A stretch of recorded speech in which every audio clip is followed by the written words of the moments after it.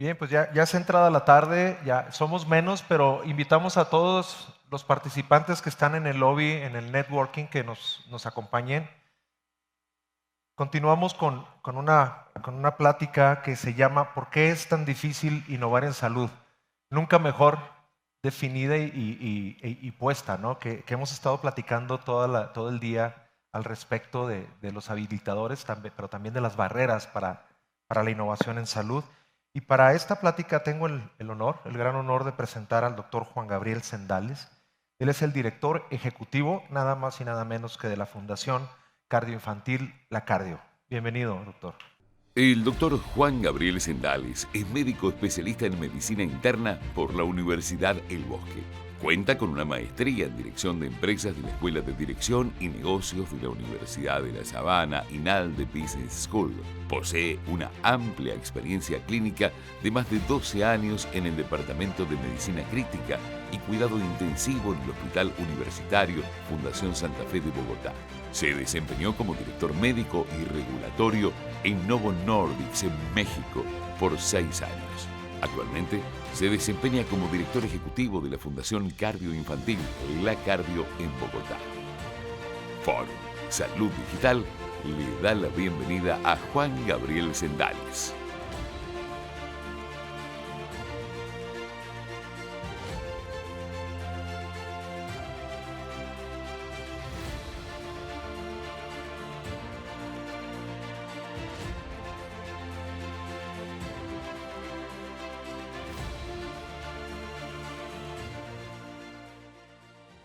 Hablar un tema de por qué es tan difícil innovar en salud. Para esto voy a comenzar con este libro. Es un libro ya de varios años, no les voy a hacer spoiler, pero es una cena de 7 tiempos en un espacio académico adscrito a Cambridge.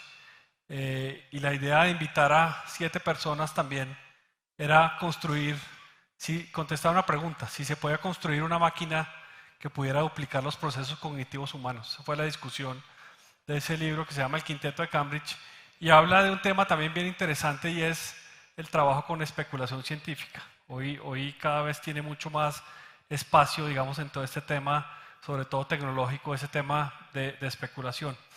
Para eso invitaron a estas personas y cada uno tenía una posición. Había un físico que fue el que inventó la mecánica ondulatoria, que fue Erwin Schrödinger. Estaba también Wittgenstein, filósofo, que hablaba sobre ese pensamiento lógico. Estaba Turing, que también se inventó todo ese tema de códigos de informática, y John Burton, un genetista que también hablaba de esa fuerza misteriosa que era la inteligencia. Y es bien interesante porque esto nos abre un panorama sobre este tema. Y también después hay un libro que sale después y es esas dos culturas en la revolución científica.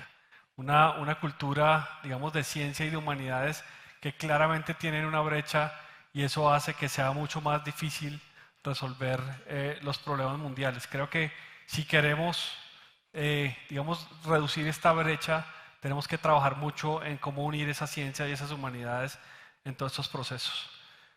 Esto lo traigo de manera intencional, el ranking de la ANDI del año pasado, ranking nacional de innovación. No es sorpresa que no haya ningún hospital en este ranking y claramente nos hace cuestionar y por eso la pregunta de por qué es tan difícil innovar en salud. Hay algunas empresas de salud, está ProCaps y más abajo está San Pedro como dispositivos, pero no hay absolutamente ningún hospital, digamos, que se presenta al ranking, que puede ser también otra de las opciones. Y llama la atención esto, Antioquia es la ciudad que más lidera o el departamento que más lidera todo el tema de innovación. Tuve el privilegio de vivir allá unos buenos años y sí se siente claramente en Antioquia ese, digamos, espíritu emprendedor y de innovación. Este es un artículo de esta persona que fue directora de la Escuela de Negocios en Administración de Harvard. Ahora sigue vinculada como profesora y habla sobre por qué es tan difícil innovar en salud. Lo que dice ella es que hay 3 tipos de innovación en salud. Obviamente uno podría categorizarlas de otra manera, pero digamos que de manera general son esos 3 tipos de innovación en salud. El primero es cómo los pacientes usan los servicios o los productos de salud. El segundo es las nuevas tecnologías que existen, llámense productos, tratamientos, dispositivos, y el tercero son los modelos de negocio. Frente a los primeros, ya el exministro nos mostró cómo, digamos, el uso de aplicaciones, y acá hay, esta es una encuesta de Accenture cuando estábamos comenzando, digamos, la pandemia, y se veía cómo ese aumento, digamos, de videollamadas, de teleconsulta, vimos cómo se duplicó hasta 4 veces, digamos, el uso de teleconsultas, y no porque estuvieran dentro de la estrategia, sino era porque era la única manera, digamos, de interactuar e incluso de facturar en todos los servicios. Y había también pues los chats y las diferentes, digamos, aplicaciones. Este es un ejemplo, digamos, también de cómo se está utilizando todos los canales en diferentes industrias. Ahí está servicios financieros, retail, medios de telecomunicaciones y turismo, hotelería. Pero vuelvo y digo, salud, ¿dónde está? No aparecemos todavía, digamos, porque la adopción de todos estos temas de comunicación es bien bajo. Y en el otro lado está pues todo el tema, digamos, de generaciones. Hay unas generaciones que prefieren todavía la atención telefónica, pero hay otras generaciones que ya incluso hablan de redes sociales y otro tema, digamos, diferente. Y nosotros tenemos que, si quisiéramos trabajar en el tema de canales, tener que intervenir sobre ese tipo de generaciones. Y vuelvo y repito, en salud nos hace falta todavía abrir canales.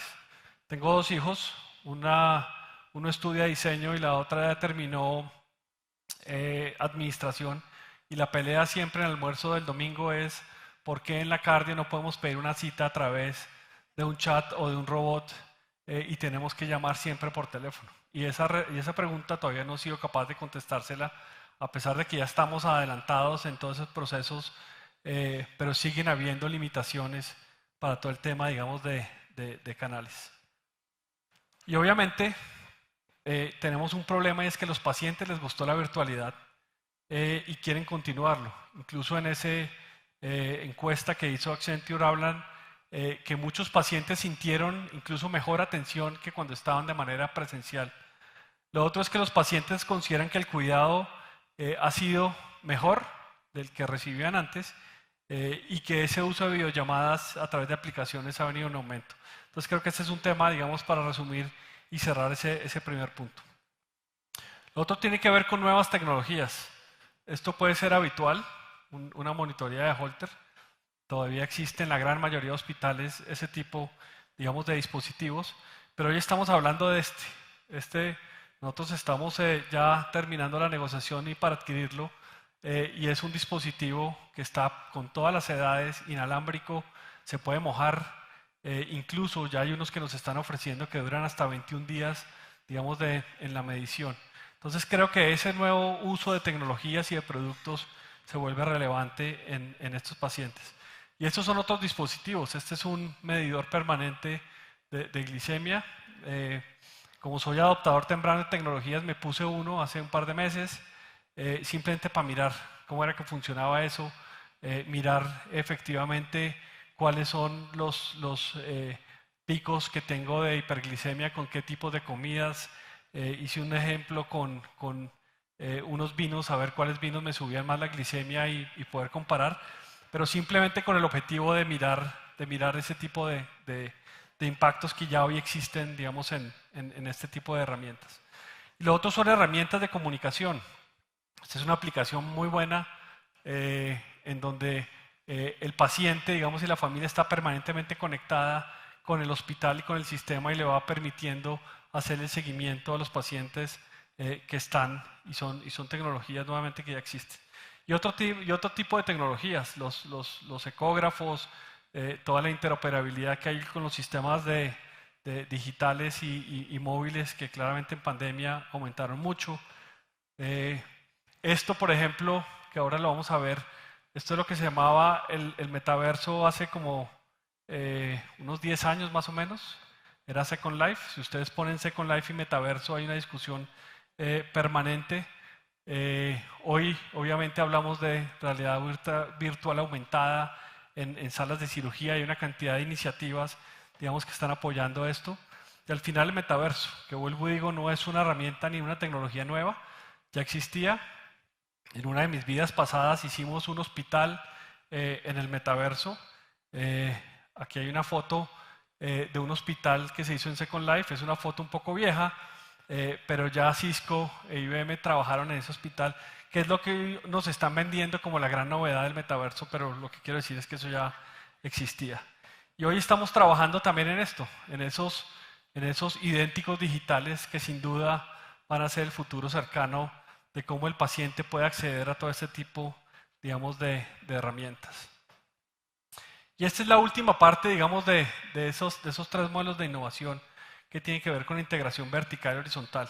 Puede haber muchas discusiones en temas desde la perspectiva macroeconómica o estratégica, pero sin duda una integración de este nivel nos genera nuevos productos, eficiencias productivas, ventajas competitivas y reducción, digamos, de precios y de costos en la operación que deberíamos tenerlo en cuenta, y mucho más con toda esa reforma que nos están planteando hoy del sistema de salud. Pero me voy a concentrar en esto, que son esas fuerzas que afectan la innovación, y son varias. Digamos que la primera tiene que ver con esas agendas divergentes. Yo creo que uno de los problemas actuales que tiene el sistema de salud es que la agenda del paciente va en contravía con la agenda del hospital y en contravía con la agenda del asegurador, y creo que esa es una limitante precisamente, digamos, para la innovación. Destruyen y refuerzan el éxito de una innovación el hecho de no tener ese tipo, digamos, de agendas un poco más claras y un poco más unidas. Otro es el tema de financiamiento. Conseguir hoy en día financiamiento para innovación en salud es bien complicado. Y hablando con algunos grupos de emprendimiento, no es fácil. A veces, si le pegan, digamos, a la innovación, de pronto llega un grande y los compra, pero los procesos para generar ingresos y capital es bien complicado. Además que tampoco están en los presupuestos, digamos, de todos los hospitales. Si hoy yo quisiera, digamos, comprar o adquirir una aplicación porque me va a poner el robot para contestar diferentes tipos de canales, probablemente no lo tengamos presupuestado y no sabemos cómo implementarlo. Y claramente creo que eso es una barrera de innovación. Otro es la regulación. De pronto para algunos un país muy regulado, pero claramente esta regulación, cuando hablamos de pacientes y de vidas, es necesaria para esos daños irreversibles que nos mostraron las estadísticas al principio de cómo pueden llegar a ser. La tecnología obviamente es una limitante también de innovación y es la base para todos estos temas de tratamientos y de una manera, digamos, eficiente de hacerlo. Hoy en día, digamos que la tecnología cada vez deja de ser la excusa para no innovar y para no hacer cosas, porque ya hay muchas cosas desarrolladas, pero la interoperabilidad y la incorporación a un proceso estratégico es cada vez más difícil. Unos pacientes o clientes, como queramos llamarlo, a veces cuando digo clientes y negocio en salud, siempre me crucifican hacia un lado, pero al final dentro de un modelo de interacción comercial podría llamarse como cliente. Es un paciente obviamente mucho más comprometido, mucho más estudiado y con mucho más acceso. Entonces eso también es una limitante claramente para innovación. Y el tema de responsabilidad, creo que es importante a través de innovación mostrar, digamos, efectividad y seguridad en todos estos temas de innovación. Entonces yo creo que esas son fuerzas que sin duda limitan, digamos, este espacio. Esta es una diapositiva que me prestó Catalina López, una médica que trabaja mucho en el tema de innovación, y en su presentación lo que nos mostraba esa nueva, digamos, economía de bajo contacto. Creo que si algo nos enseñó el COVID es que el contacto cada vez es mucho más distante y muchas empresas y organizaciones se han metido en este tema de bajo contacto. Creo que en salud todavía nos falta meternos mucho más en esta economía, porque sin duda va a ser un punto, digamos, importante de trabajo. Esto es unas generaciones de salud. Esta diapositiva me la prestó el doctor Roosevelt Fajardo, que es director de educación en la Fundación Santa Fe. Y lo que muestra aquí son como las diferentes estaciones, digamos, de dónde deberíamos llegar como salud. Yo me atrevería a decir que la mayoría de hospitales estamos acá, entre el 1.5 y el 2, muy pocos en el 3, y obviamente ninguno en el cuarto y en el quinto nivel, digamos, de este proceso. Pero a eso deberíamos llegar, a un tema, digamos, de personalización muy centrada en el paciente y obviamente con diferenciadores, digamos, de largo plazo y que impacten la calidad de vida. Entonces, deberíamos ir moviéndonos hacia eso, porque al final todos deberíamos terminar acá o en las siguientes, digamos, generaciones que puedan venir del tema de salud. Y esta pregunta también es para contestarla y hacerla, no creo que es fácil de responder. Muchos pueden decir que la tecnología es la estrategia para poder cumplir esto. Yo me atrevería a decir que no solamente la tecnología, sino que más bien puede ser parte, digamos, de estrategia. Estas son áreas donde nosotros estamos trabajando hoy en día. Tenemos un aliado estratégico importante que se llama Boston Scientific. Ellos hacen generación de dispositivos en cardiovascular, pero de cierta manera han cambiado su forma, digamos, de agregar valor y nos están ayudando con inteligencia artificial. Estamos montando un sistema de análisis de salas de cirugía desde la perspectiva, digamos, de operación no asistencial, sino más de procesos. Estamos haciendo minería de procesos que usualmente no se hace, y hoy en día tenemos unos resultados bastante buenos, un único espacio. En robótica estamos trabajando, pero no en la robótica, digamos, de cirugía de Da Vinci, sino en otro tipo, digamos, de robótica un poco más administrativa, realidades inmersivas y el tema de blockchain, que también lo estamos trabajando en conjunto con Boston Scientific. Entonces, por eso digo que la tecnología es parte de la estrategia, no debería ser solamente, digamos, la estrategia. Algo que nos enseña todo este tema de innovación es agilidad. Creo que es un tema que hay que tenerlo muy en ese marco estratégico. Tenemos que ser ágiles, tomando decisiones, tomando decisiones sobre inversión y obviamente mucho más sobre innovación. Nos decían ahora el trabajo en red, lo importante que es. Desafortunadamente en medicina no nos enseñan a compartir las cosas, pero hoy en día sí necesitamos este trabajo en red, y lo decía el doctor Solís ahora, cómo es importante.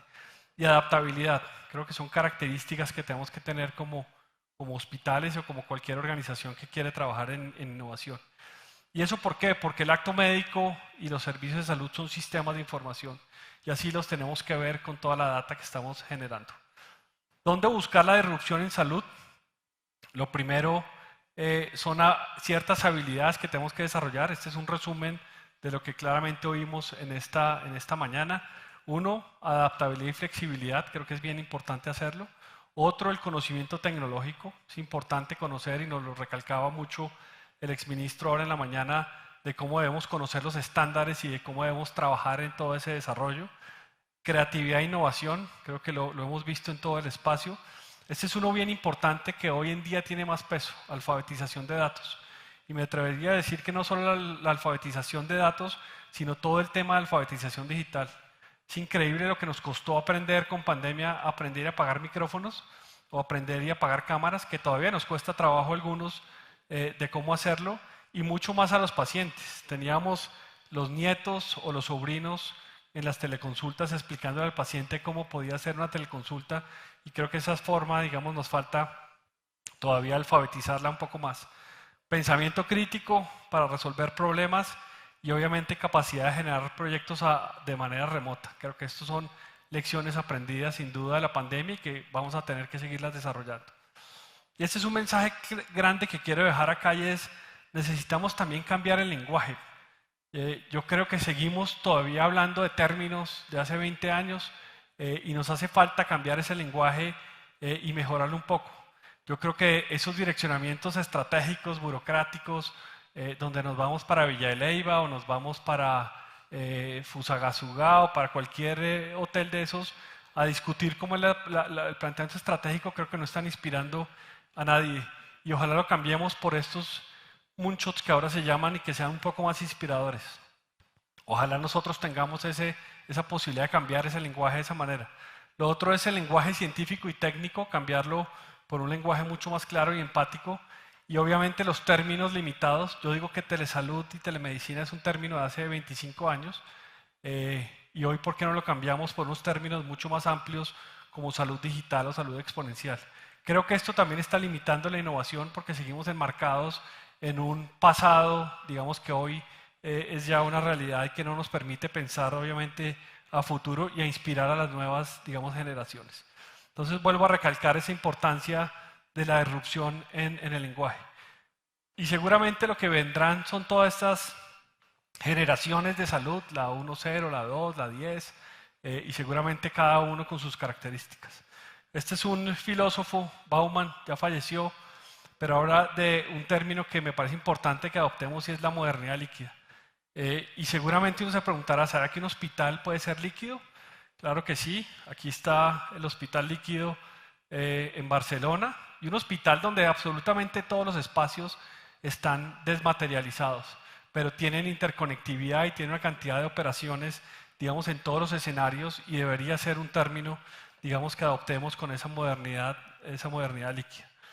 Este es el ex CEO de Mayo Clinic. Fue una coincidencia, de hecho, que iniciara la sesión de la tarde con la Mayo Clinic, pero a él le preguntaban, con toda esa actividad que tenían y todos esos desarrollos, ¿por qué eran tan exitosos?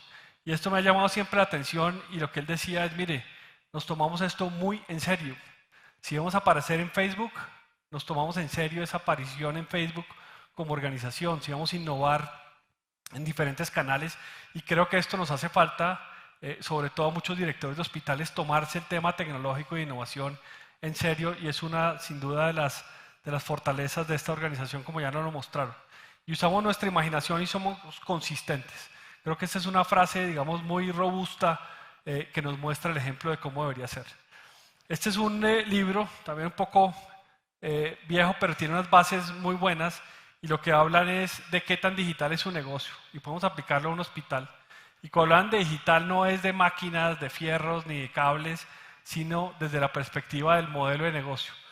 ¿Y por qué decimos esto? La mayoría de hospitales podemos estar acá o estar acá. Ojalá llegáramos a estar acá, porque el diseño y la estrategia del negocio tiene que estar conforme con el tema tecnológico. Entonces creo que es un mensaje también muy fuerte para mirar. ¿Cómo reemplazamos esos átomos por bits? Ya vimos, y Negroponte, que era el director del laboratorio de medios de MIT, decía, cuando hablamos de ser digital no hablamos de todos los cables, sino de cómo desmaterializamos todo este tema. Estas son unas frases que he encontrado con el tema de no asesinar la creatividad. Si tienen alguna me la van diciendo, pero son cosas que pasan cuando tenemos ideas, sobre todo en mis vidas pasadas, en otros hospitales me pasaba. Y me decían, mire, lo que pasa es que acá se han hecho las cosas siempre así, y punto. Entonces no se puede. No, que si podemos hacer el hospital en el metaverso. Y de pronto esta es una respuesta muy frecuente de algunos directores. O esta es otra. Lo que pasa es que esa es la norma y al doctor no le gusta. También la encontramos frecuentemente. Eso es para otras empresas, eso no es para la cardio, eso puede ser para Facebook, para Microsoft, para Apple, pero no para este hospital. Esta es mi favorita. Arturo, que es nuestro director de tecnología, está acá y la siente. Cuando uno le dice, oiga Arturo, ¿y qué pasa si conectamos este robot con esto? No, doctor, es que el sistema no lo permite. Y siempre le echamos la culpa al sistema, y eso pasa con innovación. O lo que pasa es que eso se intentó y no funcionó, también puede pasar. O lo que pasa es que eso cuesta mucho. O lo que pasa es que eso es para otras compañías. Entonces, si tienen más frases, las recibo con mucho gusto. Y esta también para cerrar, dice, mire, si eso fuera posible, alguien ya se lo hubiera inventado. Entonces, como no está inventado, probablemente no lo podemos implementar. Mensajes para llevarse a la casa, ya para cerrar, obsoleto. Evitar caer en eso, un individuo experimentado y bien entrenado para trabajos que ya no existen. Cuando hablamos de todo este tema tecnológico e innovación, tenemos que evitar caer en la obsolescencia. Y quiero cerrar con este video de crear un movimiento. Y el objetivo de cerrar con esto es mostrarles que podemos desarrollar un movimiento que tiene que ver con innovación. Ese de pronto es un innovador, alguien que está solo ahí brincando, dando vueltas, se siente ridículo a veces dando ideas y mostrando cosas, pero de pronto de la tribuna viene un seguidor. Y ese seguidor comienza a tener su propia identidad y sus propias cosas y comienza a interactuar un poco con esa persona que tuvo la idea iniciando y llaman a otras personas, pero claro, todo el mundo está escéptico en mirar qué es lo que puede pasar. Pero de pronto, como sucede en todos estos movimientos, llega un tercero que también viene con su propia identidad y con sus propias cosas. Ahí de pronto el líder desaparece un poco y comienza a generarse ya una masa crítica. Yo creo que es importante que cuando se genera ese tercero, ya ese tercero comienza a ser el momento, porque ya los que están sentados riéndose y mirando qué pasa, comienzan a preguntarse, oiga, ¿qué es lo que está pasando? Y esos terceros comienzan a llamar a más personas y llega un momento donde se genera ya ese momento y cuando ya llegan los otros seguidores ya no hay nada que hacer. Ya eso no lo para nadie y efectivamente termina funcionando y de pronto los que están sentados ya no se sienten tan mal de pararse a brincar y hacer las cosas.